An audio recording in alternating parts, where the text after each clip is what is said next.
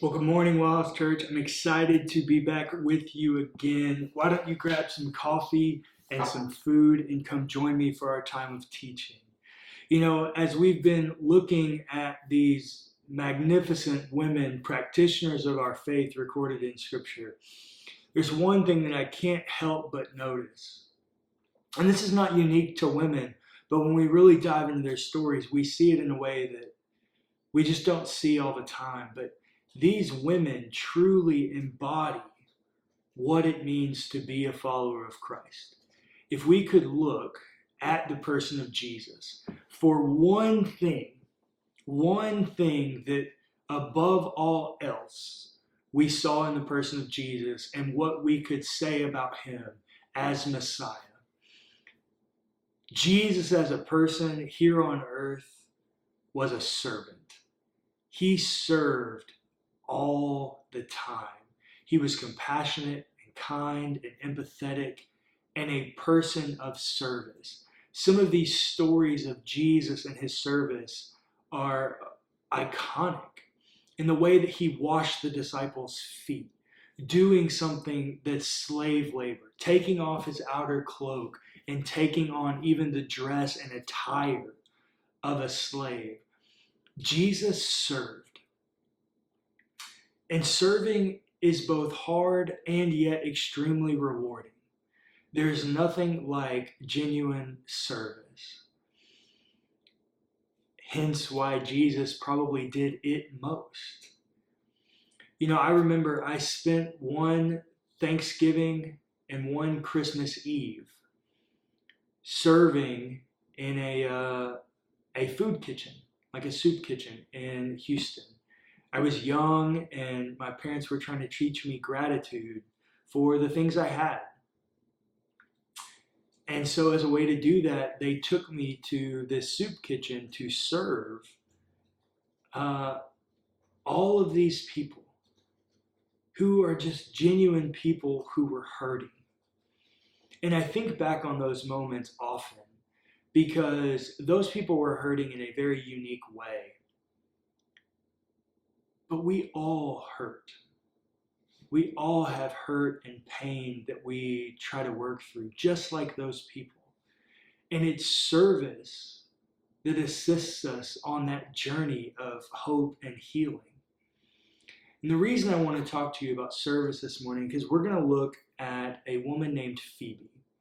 She's Paul's companion in the ministry, and she's recorded only one place in the scriptures, and that's in Romans chapter 16. And this is what Paul says to the churches at Rome about Phoebe. He says, I commend to you our sister Phoebe, a deacon. Now, some of your translations that you might read might say servant there, because the word for deacon is servant. Deacon means servant. But she's a deacon at the church of Centria.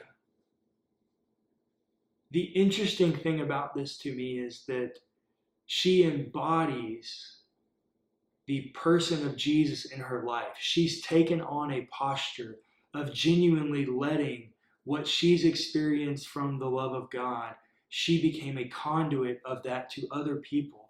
So much so that her church said, hey, we want to give you a formal office of being a servant. Not only that, she's so close with Paul that most people believe that she was the carrier of Paul's letter to the Romans. And she would have been the one to read it and perform it and answer any questions from the congregation about it. Of all of Paul's books, Romans is the most theologically advanced. And he entrusted it with Phoebe. Phoebe, a woman, a deacon, became the first expositor, the first preacher of the letter to the Romans. And why? I believe it's because she had a servant's heart. She served both out of her time and abilities, but also in her resources. Paul says, welcome her in the Lord as is fitting for the saints, and help her in whatever she may require from you, for she has been a benefactor of many and of myself as well. Phoebe is not only giving of her time and her abilities to care for the widows and the orphans and the people of her community. Phoebe has also given of her resources financially to support Paul and others in the work of ministry. If there's one thing I could say about Phoebe is just in these 2 verses, it appears that Paul believes that she oozes service from her pores. She is summed up and embodied by a person of service.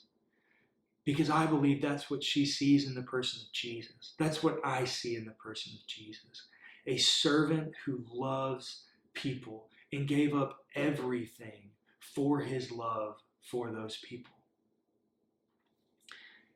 And her posture of service elevated her to an unheard of position, that she could be the first preacher of the letter to the Romans.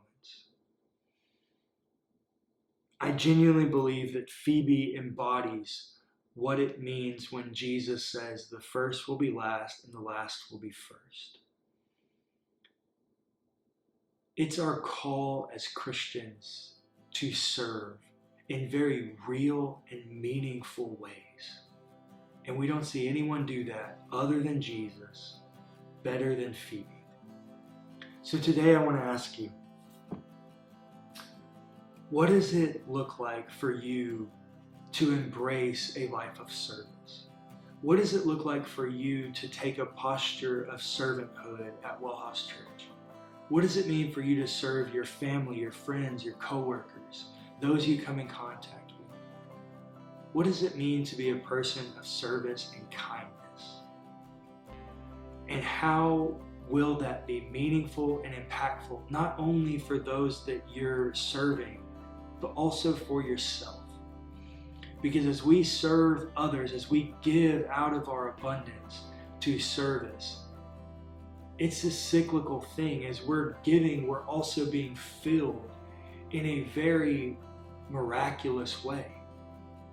So WellHouse Church, my charge to every one of us is to follow in the footsteps of Phoebe and be a place where our values of relationship and our rhythms of hospitality ooze out of our pores, ooze out of our very being, that when people look at WellHouse Church, they say they serve well.